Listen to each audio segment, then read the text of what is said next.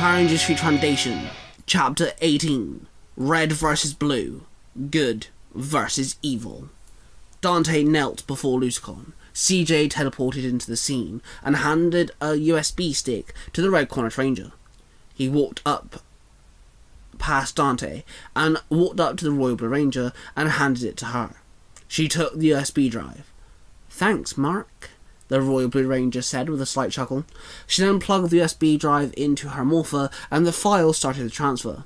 "File transferred. Waiting for ocular recognition to activate," Finster 5 said. The Royal Blue Ranger jumped up onto a street lamp, which was levelled with Adam's pod. She pressed her morpher and a holographic eye scanner projected from her wrist. She touched Adam's pod and the top half of it dissolved. The Royal Blue Ranger leaned over and opened Adam's unconscious eye and held the morpher to him. The scanner spun left and then right and changed from a red to a bright green. "Ocular recognition scan successful," Finster 5 said. "Yes, finally," the Royal Blue Ranger cheered. She then backflipped off the street lamp and the pod formed over Adam once more, encasing him completely once again. "Your turn now," the Royal Blue Ranger said to Lucicon.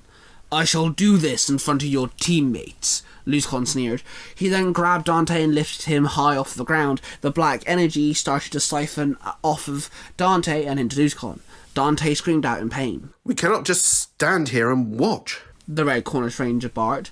"Mark, it's okay. Dante never goes into anything blind," CJ told him. "Wait, he has a plan?" the Red Cornish Ranger asked, rather confused.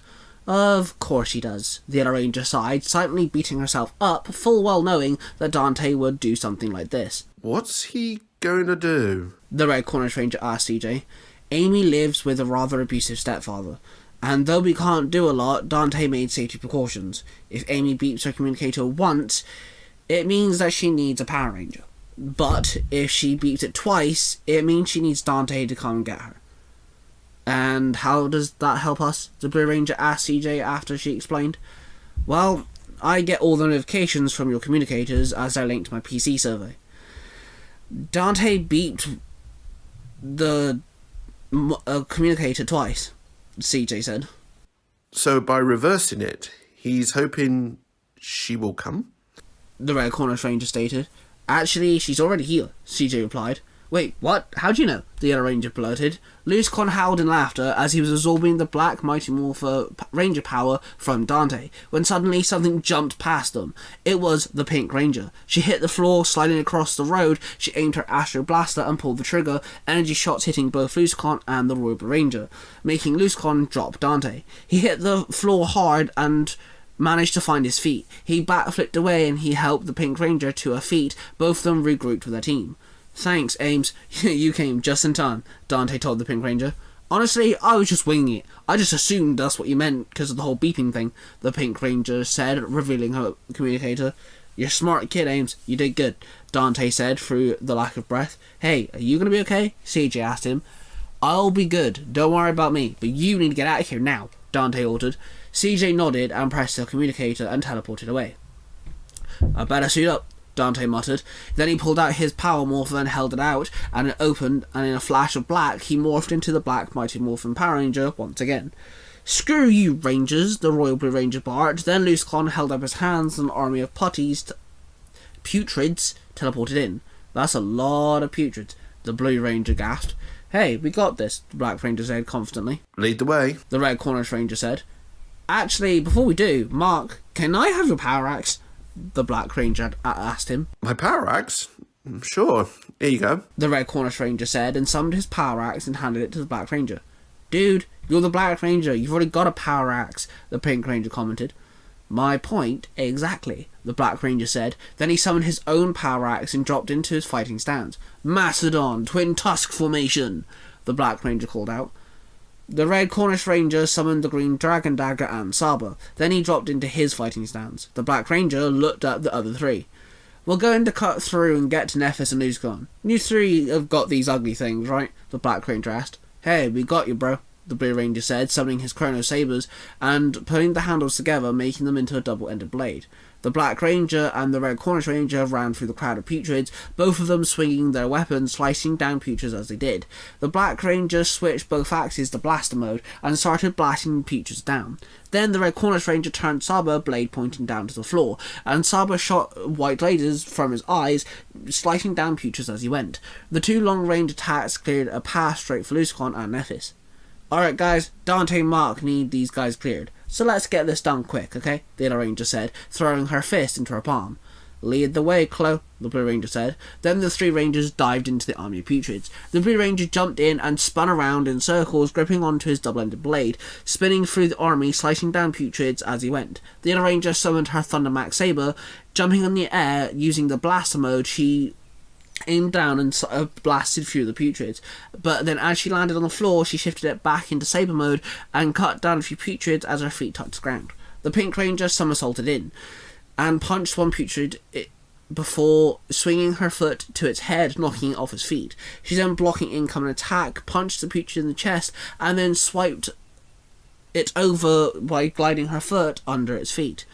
The Red Cornish Ranger ran straight for the Royal Blue Ranger, swinging Sab at her. She blocked the attack by holding up her arms in a cross formation.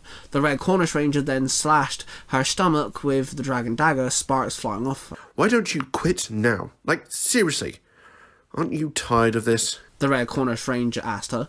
"Please, why would I quit? I'm so close to my goal," the Royal Blue Ranger sneered. She then jumped up and attacked him with a flurry of kicks, making him stumble back. The Black Ranger swung both axes down at Luscon. The Orc blocked the attack with one arm before throwing a lightning strike from his horn, which struck the Black Ranger. He jumped up to his feet, then ran at Luscon, switching both axes to blaster mode, shooting at him. Then he jumped up and switched them back to axe mode quickly and started slashing down at Luscon in multiple directions, Luscon taking a few steps back as he took every attack. "Stand down, Luscon," the Black Ranger shouted.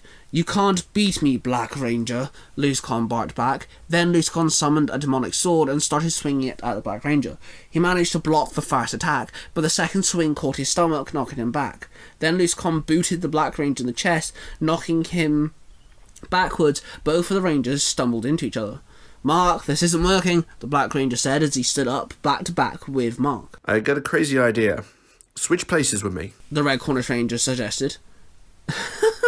"I actually like it," the Black Ranger cheered. Then both of the Rangers spun around, switching places. The Red Cornish Ranger faced Luscon. "Okay, Orc. Now you face the Red Cornish Ranger," he yelled at Luscon. "Huh. Not the first British fool I have faced," Luscon sneered. "Then I will be your last," the Red Ranger snapped as he dropped into his fighting stance, Saba and the Dragon Dagger in hand. He ran at Luscon and jumped up and kicked the Orc. Then he slashed down with the Dragon Dagger, sparks flying off Luscon. He then aimed Saba and shot the two white lasers at the Orc. Then he threw both blades into the ground and summoned the rest of the power weapons and formed the cannon once more. He then aimed the power cannon at the Orc and pulled the trigger. The energy shot hit Luscon dead on, causing a massive explosion. Luscon dropped one knee. The Black Ranger faced the Royal Blue Ranger. "Bit of a downgrade now, don't you think?" the Royal Blue Ranger sneered.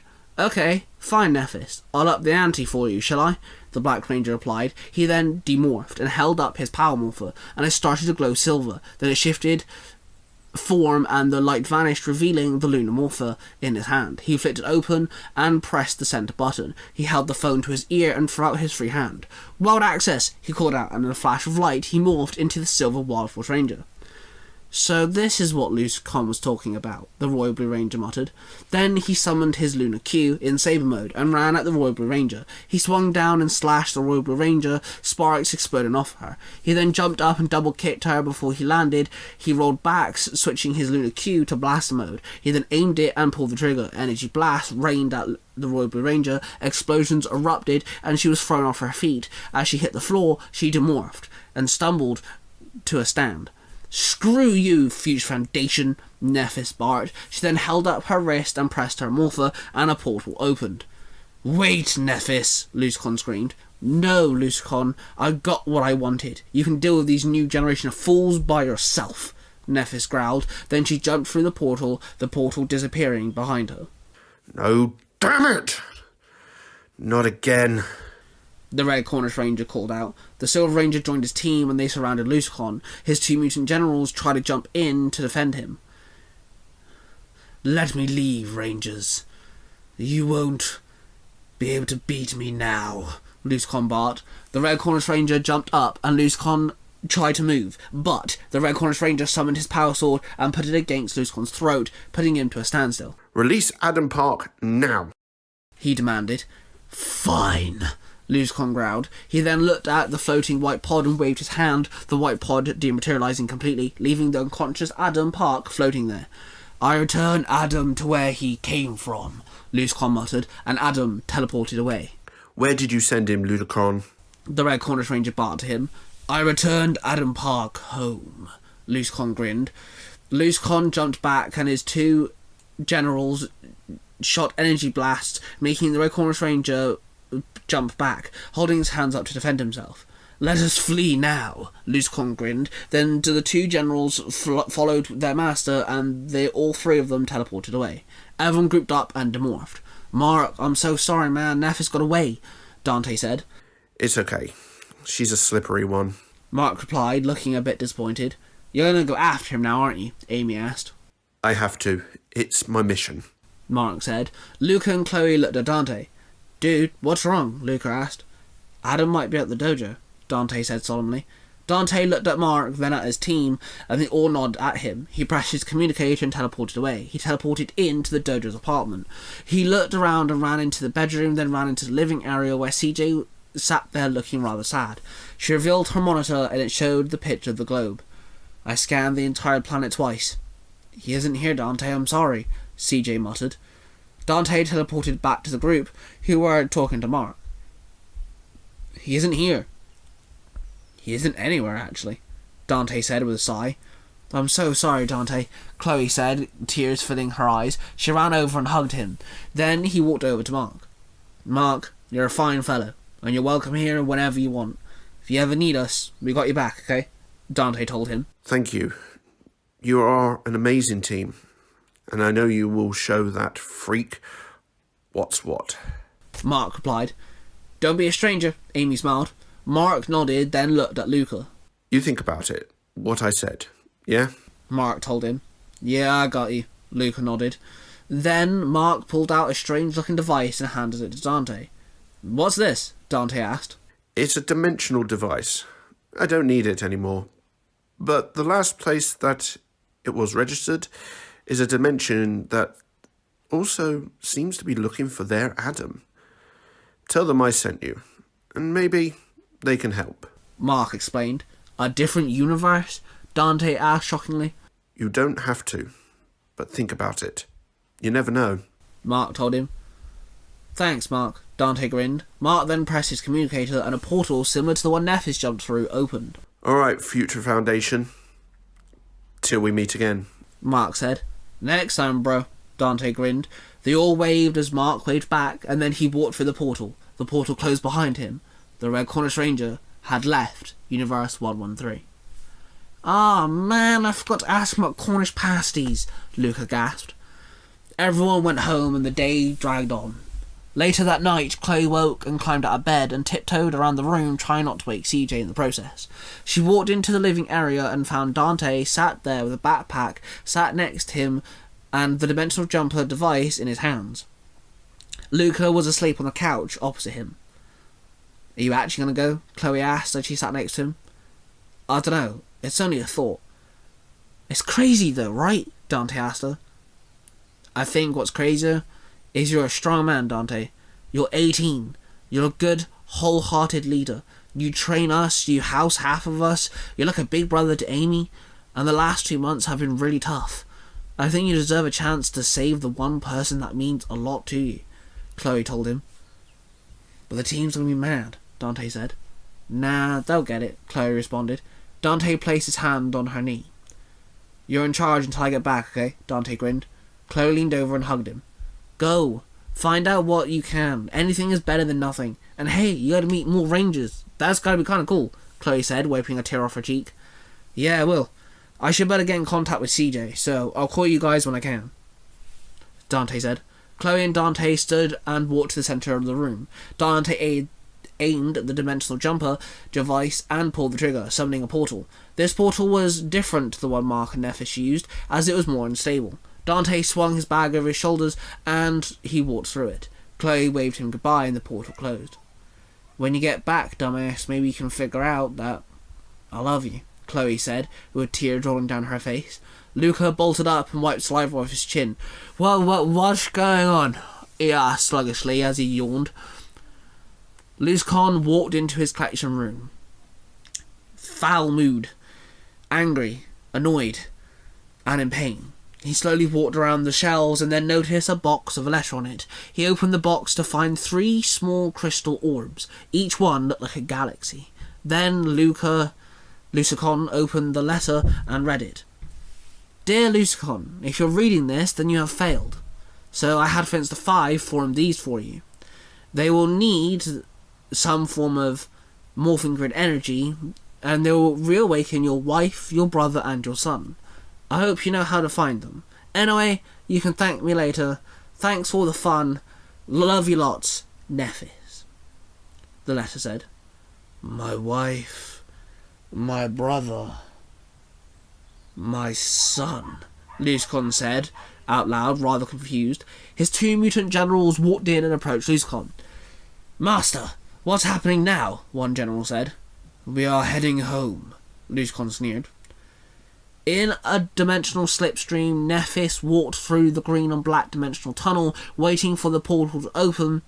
Then suddenly a huge green glowing energy being with yellow eyes and 2 big curved horns appeared. It was the astral projection of Nephes' boss. "Nephes, please tell me you have good news," the projection being said. "I have found the multiversal map in Universe 113, and I have located Universe 35 with it. I am on my way to that universe now," Nephes replied. "Good. You're looking for a pyramid. The knowledge I need will be in there. I need to know how to rule over the other gods here, Nephes. You are my only hope," the being told her. "How do you know this universe is the one, though?" Nephes asked hesitantly. "Brohan is a slippery fool. He is the craftsman, though, the legendary keymaker. The legendary keymaker left his last piece of art here in this universe. Universe 35 is sadly riddled with keys, so be careful," the being told her. "Yes, sir," Nephes bowed. "Now go forth and find me that information. If you do find me the thing I need, then as promised, you'll rule as my general in Universe 2118, the being told her, with a slight grin. Nephes bowed again and the being vanished without a trace. In the land without time and space, William Cranston picked up both Mark's and Nephes' chess pieces and placed them on the chessboard labelled Universe 35. "Sir, I'm assuming it's working. Your plan for that bigger chessboard over there?" the knight asked. "Yes, it is. Now I must work on the new arrivals," William told the knight. "Arrivals, sir?" the knight asked. "Well, Universe 2118, I'm only hoping for 2 reasons. 1, revenge. Sneaky green bastard backstabbed me a little while back. That, he's a tyrant. And 2, one of its rangers I will need. Universe 91, I'm just watching, yet I am tempted to get involved. Anyway, Universe 35 and Universe 113 are the reasons I'm here, and they're about to get a lot bigger, a lot more powerful. They'll need chess pieces. And saying that, Lucicon is also about to get his numbers grown too," William told his knight. "Does that mean I have to go out again, sir?" the knight asked hesitantly. "Soon, my dear friend. Soon," William said. He then walked over to his craft bench and started carving a new chess piece. Behind him, the big white chessboard that was placed in the corner, having several white chess pieces and several black chess pieces. The black chess pieces all demonic. One chess piece moved forward by itself, waiting for William to make his move.